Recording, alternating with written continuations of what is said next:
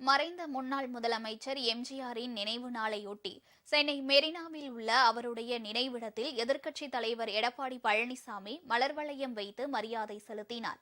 அதிமுகவை எந்நாளும் காப்போம் என எடப்பாடி தலைமையில் உறுதிமொழியும் ஏற்கப்பட்டது.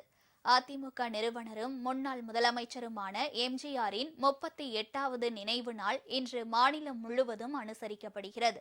இதையொட்டி சென்னை மெரினாவில் அமைந்துள்ள எம்ஜிஆர் நினைவிடத்தில் அதிமுக பொதுச் செயலாளரும் எதிர்க்கட்சித் தலைவருமான எடப்பாடி பழனிசாமி தலைமையில் அக்கட்சியின் மூத்த நிர்வாகிகள் பலரும் மலர்வளையம் வைத்து மரியாதை செலுத்தினார்கள்.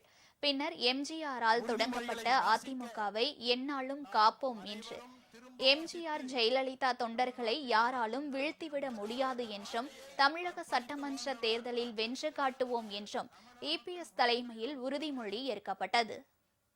தாங்கும் வீரம் நிறைந்த இரட்டை இலையை தாங்கும் வீரம் நிறைந்த தொண்டர் படை துணையோடு சுற்றி சுழன்று தேர்தல் பணியாற்றி சட்டமன்ற தேர்தல் களத்திலே வென்று காட்டுவோம் என்று உளமாற உறுதி ஏற்கிறோம்.